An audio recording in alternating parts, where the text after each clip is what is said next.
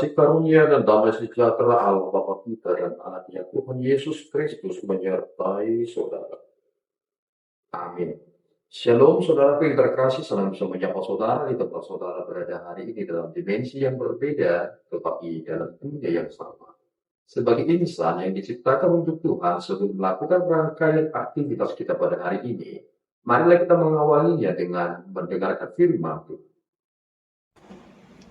Firman Tuhan kita pada hari ini diambil dari 1 Tesalonika 5 ayat 16-18. Bersukacitalah senantiasa, tetaplah berdoa, mengucap syukurlah dalam segala hal, sebab itulah yang dikehendaki Allah di dalam Kristus Yesus bagi kamu.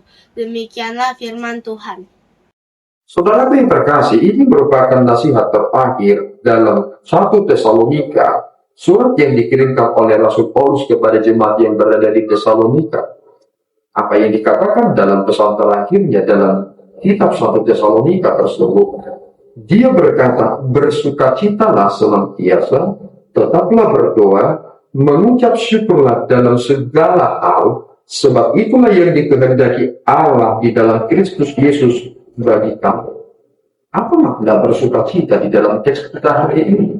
Dan sukacita yang bagaimana sebenarnya yang dimaksud oleh Rasul Paulus?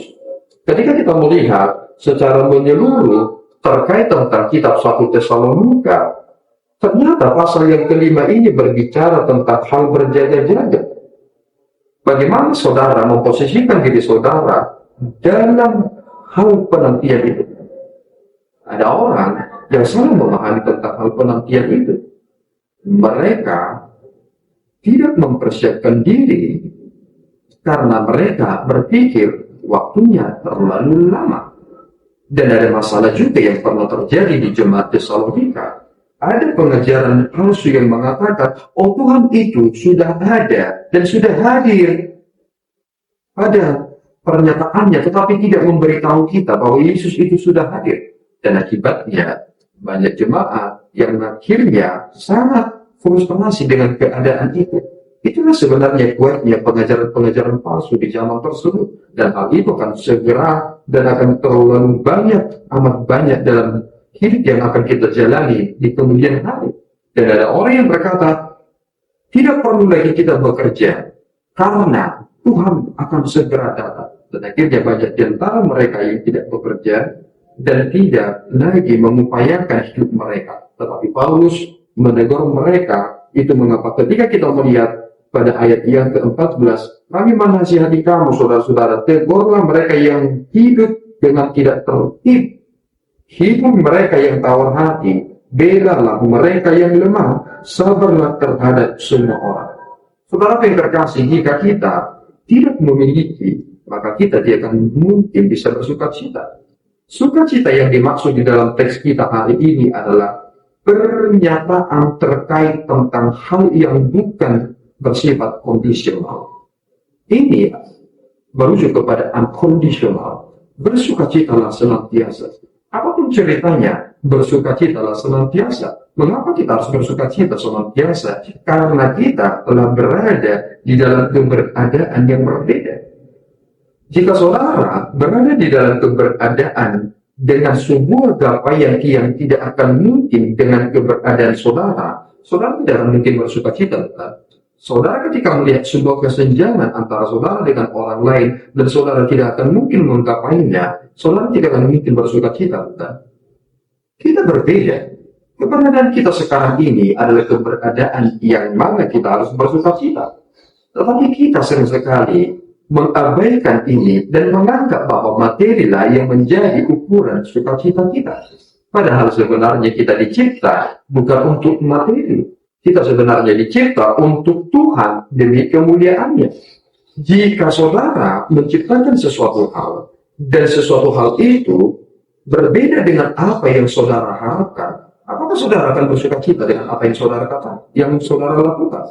Jika saudara ingin membuat sebuah benda, dan saudara ingin menunjukkan benda itu ke tempat yang ada di sana, tetapi ternyata dia tidak pergi ke sana, melainkan dia pergi ke situ, apakah saudara akan senang? Dan itulah yang terjadi kepada manusia. Ketika manusia itu memiliki kehendak bebas, akhirnya lebih banyak di antara manusia ini yang lebih condong hatinya kepada aspek materi, dan akibatnya berpikir itu adalah sumber dari sukacita itu.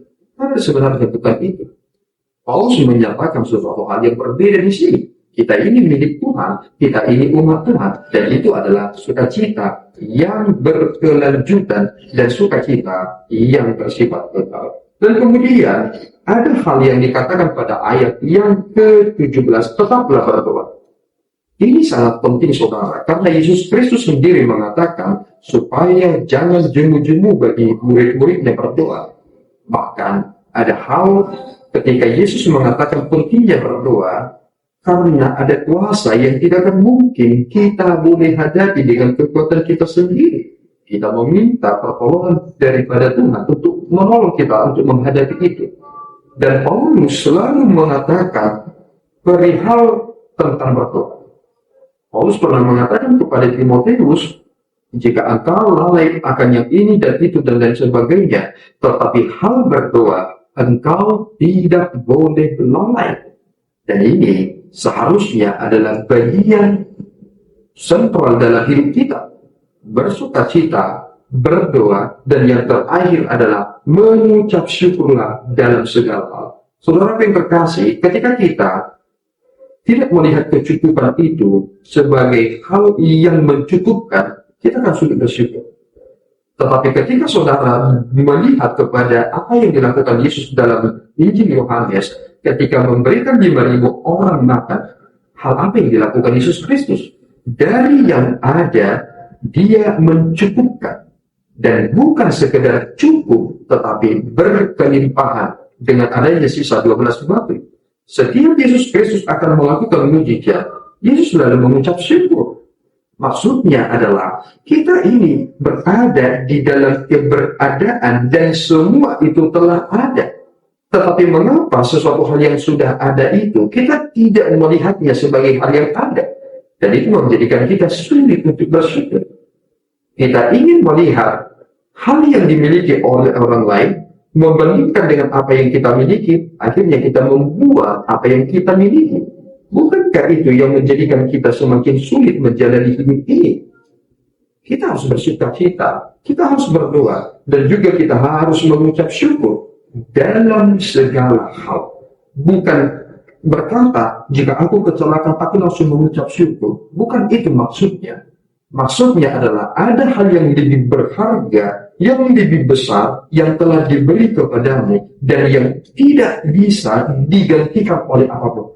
Jika aku sudah menerima hal yang terbesar dalam hidupku, maka yang lainnya bukanlah sesuatu hal yang penting. Dan itulah yang menjadikan aku sangat bersukacita dan bersyukur. Seandainya saudara memiliki harta yang paling besar yang tidak dimiliki oleh dunia ini, dan hanya saudara satu-satunya yang memiliki itu, bagaimana saudara menjalani hidup saudara? Meskipun orang berkata-kata ini dan lain sebagainya, itu berada di bawah dari apa yang saudara miliki.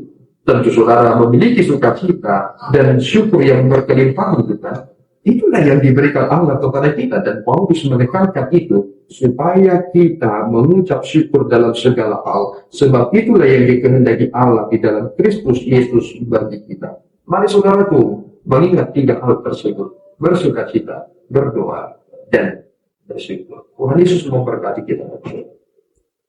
Ya Tuhan, kami bersyukur atas berkat-Mu. Terima kasih atas anugerah yang telah kami terima dalam kesempatan yang baik ini. Kami menyerahkan hidup kami ke dalam tangan-Mu, Bapa, supaya Engkau benar-benar menunjukkan yang terbaik bagi kami. Engkau mengetahui kelemahan dan kerentanan kami. Tetapi kami memohon kepada Tuhan, kuatkanlah kami, supaya pengharapan kami semakin diteguhkan. Mampukan kami, Bapa, supaya kami mengerti betapa berharganya hidup ini. Bukan hal-hal di luar dari kehidupan itu. Kami mohon ampun kepada Tuhan. Ampuni kami, karena kami sering sekali menganggap materi adalah segala-galanya. Tetapi Engkau telah memberikan hal melampaui dari apa yang kami pikirkan. Terpuji Engkau di dalam Yesus. Kami telah berdoa dan mengucap syukur.